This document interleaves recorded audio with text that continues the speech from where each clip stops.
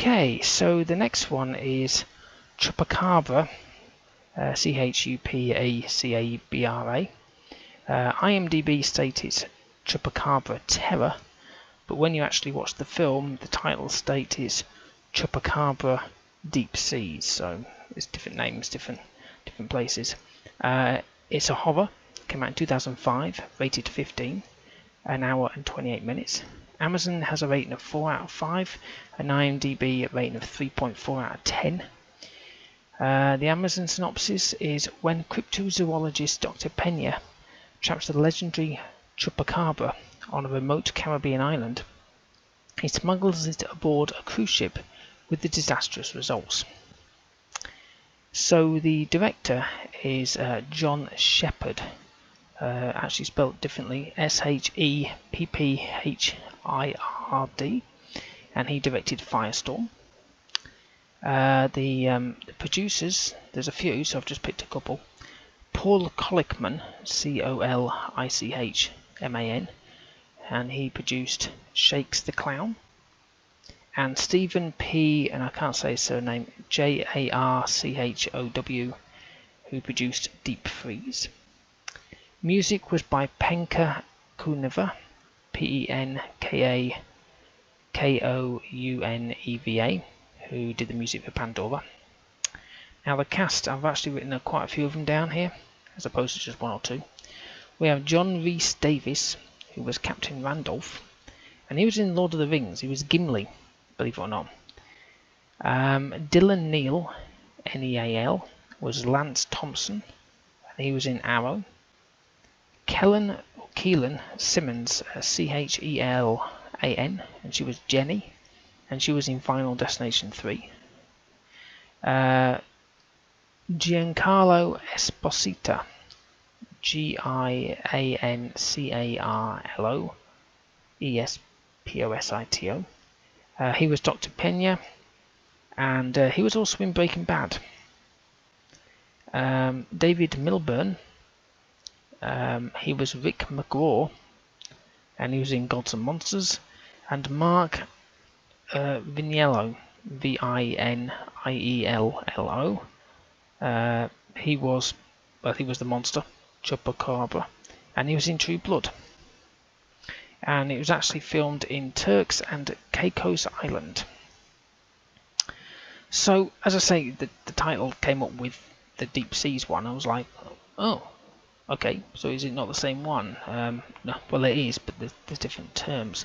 The music at the very beginning is kind of like trumpets and trombones, you know, that kind of stuff, like blah, blah, blah, blah, blah, blah.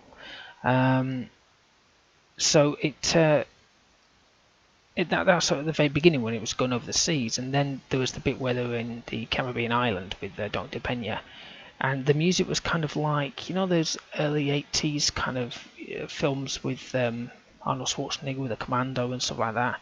That kind of music that's typical, that is, you know, they're off to fight the world. It was that kind of music. In any horror, you always have somebody tripped over and hurt their leg, right? Within the first 10 minutes, right, they're all walking in single file. This is Dr. Pena and all his crew walking out to capture the Chupacabra, and they're walking in single file. It's completely flat ground. They're hacking away at nothing, but you know, they have to look like they're hacking away at stuff, and they're moving along. And then one guy just starts screaming in pain, so the other guy, the Dr. Pena, comes over and asks the translator what's happened. He says, oh, he's broken his leg. And I thought, how can he have broken his leg? There's nothing there. And then so nobody asked where, how, or anything. It was just, oh, just leave him. They just left him. So, because you can probably guess he's dead. And at the very beginning, you actually saw the creature. And you see it in the trailer, but you actually see the creature. He sort of grabbed people and killed people. There was no blood. You just saw him kind of kill people, which was kind of okay, but you know, especially from the very beginning. For some bizarre reason, the captain, which was John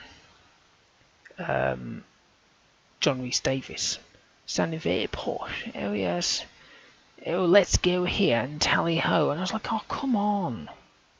Why do all British in these kind of films have such a posh voice? It really annoys me when I hear them, because it doesn't. We don't sound like that, unless maybe some people do. I don't know. The Queen does, obviously, but I'm not going to see her in a film.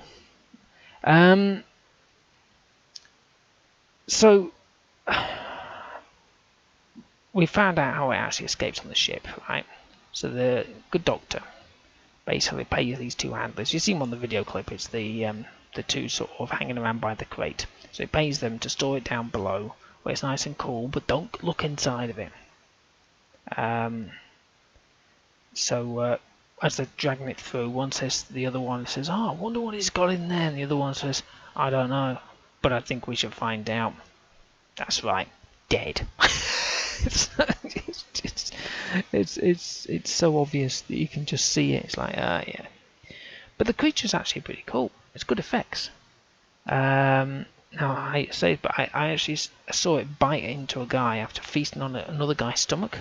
But you know, it's low-rated film, but it's quite polished. You know, except when they were just panning over somebody, there was somebody laying there dead, but his eyes started to kind of not blink, but you know, you can see him moving. But you know, who cares? Now,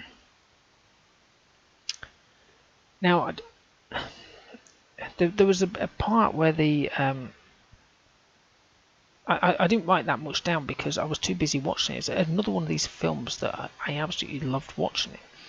So there was a bit where the captain is on a tonneau telling everyone to sort of, you know, go inside the cabins, don't come out, and all this business.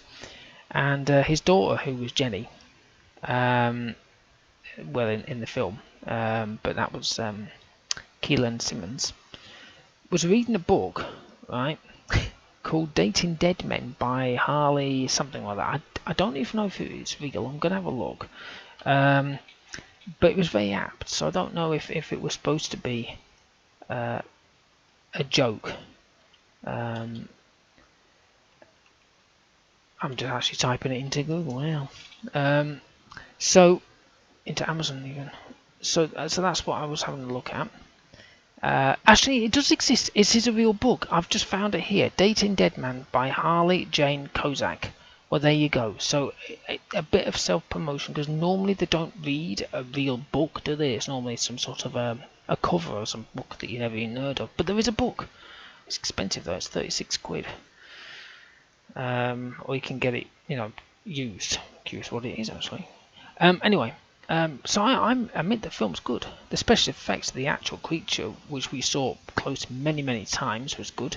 The effects of the dead or dying, the storyline, I loved it. I'm actually going to give it a 6 or 7 in my mind. Now, funny enough, I was reading in one of the reviews and they were saying, "Oh yeah, the creature's a person dressed up." I thought, well, what the hell do you think it's going to be? The real thing? And then some people like saying, "Oh, it's so fake." And I'm thinking, you know, when you watch because I would say the creature, one of the nearest things I would say in modern day horrors is Jeepers Creepers. I've watched that. It's a decent film, yes. Now it's got a higher rating. What's it? It's got a rating of 6.2. But you don't see it actually do any real bloody stuff. You know, yes, it picks out a tongue or whatever, but that's about it. Whereas this one did the whole thing. So it really kind of amazes me when people say, "Oh, it's not like this, it's not like that," but it's really good for what it was. No, it's not high budget, you know. Well, maybe it was. How much did it cost? Did it say on this website? I don't think it does. 1.2 million. So in the world of nowadays, 1.2 million would give you what, a 10-minute video. But it's very good. I enjoyed the whole thing. So yeah. Okay, well, I'm going to go and watch the next one, and we'll see how that one goes. Okay.